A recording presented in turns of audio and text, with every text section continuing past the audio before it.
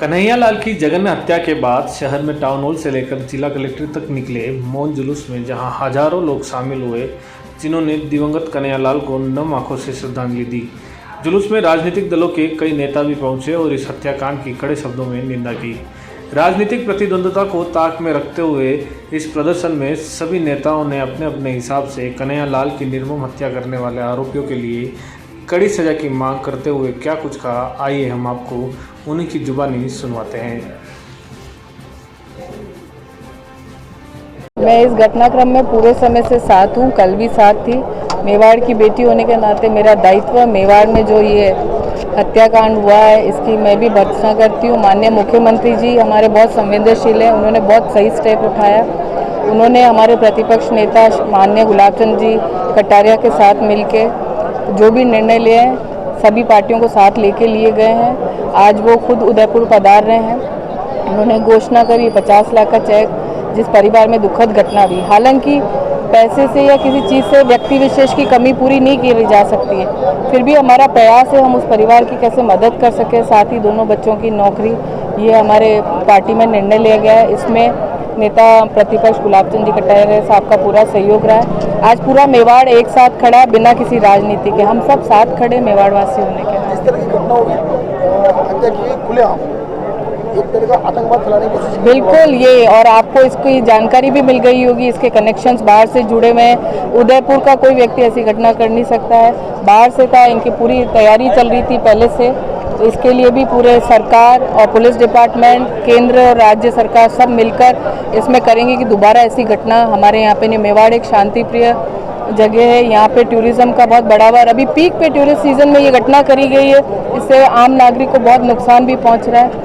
प्रयास पूरा रहेगा आज के बाद मेवाड़ में ऐसी घटना कभी नहीं हो, इसलिए आज पूरा मेवाड़ एक साथ खड़ा है। धन्यवाद। घटना के बाद राजस्थान सरकार ने बहुत कुछ किया है, लेकिन वो आतंकवादी था और उदयपुर में रह रहा था पिछले कई समय से, पुलिस को पता भी नहीं था। सर, किसी भी आतंकवादी के मुंह पे कोई पार्टी या कुछ लिखा नहीं होता है। पुलिस का काम है, पूरा प्रयास करती है ढूंढने का। अगर अड़ोस पड़ोस में ऐसी घटना हो रही तो उनको भी पुलिस को जाके इससे अवगत कराना चाहिए था। तो दोनों जो भी दोषी हैं इसमें सब पकड़े जाएंगे। जिन्होंने पथराव किया उन्हें भी पकड़ने का प्रयास किया जा रहा है। बाहर से भी टीमें आई हैं पूरी तैयारी के साथ और प्रयास कर रही हैं। और सबसे बड़ी बात है कि उनको 4 घंटे में पकड़ लिया गया। इसमें आम नागरिकों का भी बहुत सहयोग रहा है, तो उनको प्रशंसनीय है। साथ एक व्यक्ति जो था शिव सिंह, जिन्होंने उनकी मदद करी थी और घायल हो गया, हम आज उनसे भी जाके मिलेंगे, क्योंकि उसने अपनी बहादुरी दिखाते हुए उनको बचाने का पूरा प्रयास किया, जिसमें वो स्वयं भी घायल हो। आज वास्तव में हमारा शांत एरिया उदयपुर के अंदर ऐसी दुर्घटना, जो एक निर्दोष व्यक्ति की हत्या करके और वीडियो वायरल कर रहे हैं, हमने ये मतलब जंग जीत ली। अरे ऐसे निर्दोष आदमी को मारकर तुम क्या जंग जीतोगे। और बेचारे ने, उसने 7 दिन पहले उसके मारने की धमकी का पुलिस प्रशासन को अवगत कराने के बाद भी उसकी हिफाजत नहीं कर पाए। ये दुर्भाग्य है कि ये पुलिस महकमा अगर ऐसे ही आम जनता के प्रति निष्क्रिय रहेंगे तो जनता कहाँ किसके भरोसे जिएगी। वास्तव में इस गहलोत जी की सरकार में आज मैंने अखबार पढ़ा था, इनके विधायक भी सुरक्षित महसूस नहीं कर रहे हैं और पुलिस के लिए ये कह रहे हैं कि पुलिस मेरे को मारने की साजिश रच रही है। तो आम जनता के ऊपर क्या विश्वास करेंगे। गहलोत जी को सोचना चाहिए और पुलिस प्रशासन का ऊपर ऐसा नकेल कसना चाहिए, जो ऐसी कोई वारदात का थोड़ा सा भी अगर मालूम पड़ जाए तो उसके ऊपर पूरी मुस्तैदी से कानून कार्रवाई को कठोर करके और संज्ञान लेना चाहिए। मैं इस निर्दोष कन्हैयालाल की हत्या पे निंदा करता हूं। ऐसे अपराधियों को सरेआम फांसी की सजा हो, तब जाकर अपराधियों में भय होगा और आम जनता सुरक्षित महसूस करेगी।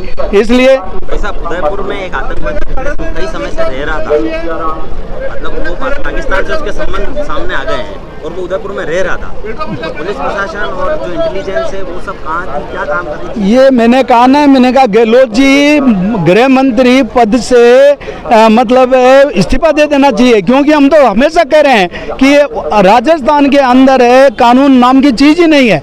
आए दिन इनके धरना में बैठ रहे हैं विधायक, और आम जनता गुहार कर रही है। करौली में और अन्य जिलों में जो दंगा हुआ उस टाइम पर भी इनको नकेल कसना चाहिए। वो पहले के दंगों को देखते हुए भी इन्होंने मतलब आम जनता की सुरक्षा पे कोई ध्यान नहीं दिया, और इतने दिन, जैसे आपने कहा, इतने दिनों से वो आतंकवादी गतिविधियां चला रहा था, उसके बाद में भी इसके ऊपर संज्ञान क्यों नहीं लिया। और आज ये इतने मतलब ऐसी स्थिति पर आज पूरा देश इस घटना को लेकर बहुत ही मतलब विरोध में का ये अपराध हुआ है, तो इसकी फटाफट इंक्वायरी होकर के जल्दी से जल्दी इनको फांसी पर लटकाया जाना चाहिए, क्योंकि ये पूरे भारत में एक ऐसा मैसेज गया जैसे उदयपुर में ऐसा होता आया हो। दूसरी बात, जो कन्हैया लाल ने अपनी तरफ से शिकायतें दर्ज कराई थी, उस पर एक भी FIR लॉन्च नहीं हुई, जबकि FIR लॉन्च होनी चाहिए थी। जबकि सामने वाले की FIR लॉन्च हुई, उसको 151 में गिरफ्तार करके उसको समझौता करवाया गया। तो हमारा यह मानना है इसमें पूरी निष्पक्षता से जांच हो, क्योंकि राजस्थान सरकार बिल्कुल न्याय व्यवस्था बिल्कुल खटारा हो गई है, इसको तुरंत बर्खास्त किया जाना चाहिए। उदयपुर में जो घटना हुई है, एक कुकृत्य किया गया है विधर्मियों द्वारा। जिस प्रकार से कन्हैया लाल जी की हत्या की गई है, इसको एक टेरर मर्डर कहा जा सकता है, या खौफ फैलाने के लिए हत्या। आतंकवाद की दस्तक है हमारे द्वार पे, और आज अगर इस तरीके से धर्म में जो सौहार्दता हमारे उदयपुर शहर में थी, उसको बिगाड़ने का प्रयास जिस प्रकार से किया गया है, भले तालिबान से हो, अफगानिस्तान से हो, पाकिस्तान से हो, तो क्या होता है, हमारा समाज आज इतना बड़ा झटका झेल रहा है। मुख्यमंत्री, सरकार, संविधान सबको मिला के भी देखे तो हमारे घरों में जो परिवारों में खौफ फैला है, उसका कैसे निस्तारण करेंगे आप? उसका एक उदाहरण आप समाज की एकता आप यहाँ टाउन हॉल में आज देख सकते हैं। इसी प्रकार से समाज को एक होकर, धर्म के सभी धर्म के एक लोगों को एक होकर इसका विरोध करना चाहिए, और उन 2 मुजरिमों को फांसी होनी चाहिए। और उन 2 ही मुजरिमों को फांसी नहीं, 12 जो साथ में जो पकड़ा है, उन सभी मुजरिमों को फांसी होनी चाहिए। जो इसमें इन्वॉल्व है उसकी हत्या होनी चाहिए, उसको फांसी मिलनी चाहिए। ये जो घटना है वो दुखदायी घटना है, और इससे साफ झलकता है कि राजस्थान सरकार की कानून व्यवस्था चौपट है, और कानून व्यवस्था चौपट होने के कारण ही ये ऐसी घटना हुई है कि लोगों का कानून का डर ही खत्म हो गया। न पुलिस का डर रहा, न कानून का डर रहा, और इसके कारण ही लोग ये आज उदयपुर जैसा शांति प्रिय और पर्यटन क्षेत्र है जहाँ पे लोग आराम से जीते हैं, और ऐसी दर्दनाक घटना पहली बार पूरे हिंदुस्तान में देखने को मिली है कि ऐसे बर्बरतापूर्वक कहीं हत्या करना, और कैसे विषय के लोग बातचीत से सब कुछ अपनी बात करते हैं, अपना विषय रखते हैं, अपना समर्थन और करते हैं और नहीं करते हैं। मगर जिस ढंग से, मैं तो यही कहना चाहता हूँ कि जिस ढंग से अभी राजस्थान में जगह जगह पर जो हत्याएं हो रही है, उससे साफ लगता है कि राजस्थान में अब कानून का राज नहीं रहा है, न कानून पे कंट्रोल रहा है। इसलिए लोगों के मन में ये डर खत्म हो गया कानून का, और ऐसे कार्य हो रहे हैं। और निश्चित रूप से इन अपराधियों को सजाए मौत होनी चाहिए, और सजाए ऐसी हो और इतनी जल्दी हो कि लोगों के मन में हो कि कानून पे विश्वास हो, नहीं तो लंबे समय तक चलता है, और उसमें फिर जाके कोई फैसला होता है तो लोगों के मन में होता है, कुछ नहीं होता है, और लोग अपराधी घूमते रहते हैं इधर। और निश्चित रूप से ये जो जाल पूरे देश में बिछा हुआ है, उसी का ही एक परिणाम ये उदयपुर की घटना है, और इसको बड़े कठोरता से और करना चाहिए। और निश्चित रूप से अगर ये नहीं इस पर कार्रवाई करेंगे तो आने वाले समय में और भी दुर्घटनाएं होगी, और भी घटनाएं होगी, जिसका दोषी इस राजस्थान सरकार के अशोक गहलोत पे होगा, क्योंकि वो खुद होम मिनिस्टर है, और वो होम मिनिस्टर होने के कारण उनकी नैतिक दायित्व है कि इस कानून व्यवस्था को संभाले और दुरुस्त करे, और अपराधियों को सजा दे, और अपराध पे कंट्रोल करे। कई दिनों से आतंकवादी था, उदयपुर में रह रहा था, बावजूद इसके पुलिस को इसकी सूचना नहीं थी, तो इसमें उदयपुर पुलिस को कितना जिम्मेदार मानते हैं? क्योंकि उसने 10 दिन पहले शिकायत की थी कि मेरी जान को खतरा है, मुकदमा तक दर्ज नहीं किया गया। मैं निश्चित रूप से उदयपुर की फेलियर है, और उदयपुर की CID फेलियर है, उदयपुर के गुप्तचर विभाग फेलियर है कि इतना हत्या लेके आदमी पीछा कर रहा है, मर्डर कर रहा है, और यहाँ पे आतंकवादी संगठन पाकिस्तान में ट्रेनिंग लेके आ जाते हैं आज से 7 साल 8 साल पहले, और यहाँ पर उनका श्रेय दे रखा है, उनको सपोर्ट दे रखा है। उनको ये है कि वो लोग आराम से आके वहाँ पे ट्रेनिंग लेके आए और यहाँ पर हत्याएं कर रहे हैं। इससे साफ जाहिर है कि उदयपुर की पुलिस प्रशासन, राजस्थान का पुलिस प्रशासन फेल है, क्योंकि होम मिनिस्टर अशोक गहलोत है, इसलिए सबसे ज्यादा दोष अशोक गहलोत पर जाता है कि उसकी वो ये व्यवस्थाएं फेल हुई है, गुप्तचर व्यवस्था फेल हुई है। ये जो घटना हुई है बहुत हृदय विदारक घटना हुई है, और इन दोषियों को हम फांसी की सजा की मांग करते हैं। और जो निर्दोष है, इस समुदाय में भी सभी ऐसे नहीं होते, तो सबसे सांप्रदायिक सौहार्द की भी अपील करते हैं। और ज़्यादा से ज़्यादा हिंदू संगठनों से निवेदन है कि आज के दिन अपना मौन जुलूस के रूप में ज्ञापन देने अपने को कलेक्ट्री चलना है। धन्यवाद। पड़ेगी ना, मुहर्रम की परमिशन दे रहे तो हमको भी देंगे, कोई एहसान नहीं किया हमारे ऊपर में उन्होंने, किसी का सरकार का हमारे ऊपर कोई एहसान नहीं है। हम उनको वोट दे के अपने लिए लेके आते हैं, हम उनको वोट देते हैं, ज्यादा वोटिंग हमारी होती है, हिंदुओं की होती है, इसीलिए आज वो सरकार के अंदर में है। और मेरा तो ये मानना है जो हिंदू कांग्रेस को वोट दे रहा है वही सबसे बड़ा पागल है कि हमको रथ यात्रा में उन्होंने परमिशन दी, जो हम पे एहसान किया कि भाई साहब हमारा तुम पे एहसान है, तुम्हारा हमारे ऊपर कोई एहसान नहीं है। हिंदुत्व के लिए हम बिल्कुल संयम बरतेंगे और इन लोगों को जवाब देंगे कि हम हिंदू हैं और एकता है हमारे अंदर। और इन मुस्लिमों को जागरूकता करने के लिए ज़रूरत है कि ये लोग अगर इस तरीके से करेंगे तो हम भी इनको छोड़ने वाले नहीं हैं। ये हमारा एक प्रभुत्व। हाँ जी, मांग बस इनको फांसी दी जाए, फांसी दी जाए और कुछ भी नहीं। मांग तो क्या, इन हत्यारों को कड़ी से कड़ी सजा दी जाए, को चौराहे पे खड़े खड़े गोली मारनी चाहिए सर लोगों को। बिल्कुल हिंदुओं का बिल्कुल बहुत ही ज्यादा कर चुके हैं। 2.5 साल में कांग्रेस गवर्नमेंट ने कोई भी सपोर्ट नहीं करा हिंदुओं को। ये मैं ये चाहता हूँ इन हत्यारों को कड़ी से कड़ी सजा दी जाए। राजस्थान में जो चल रहा है ये सारा एक डर और भय का माहौल बना हुआ है, उसको खत्म किया जाए। कानून का राज हो राजस्थान में पुनः और एक भाईचारे को वापस कायम किया जाए।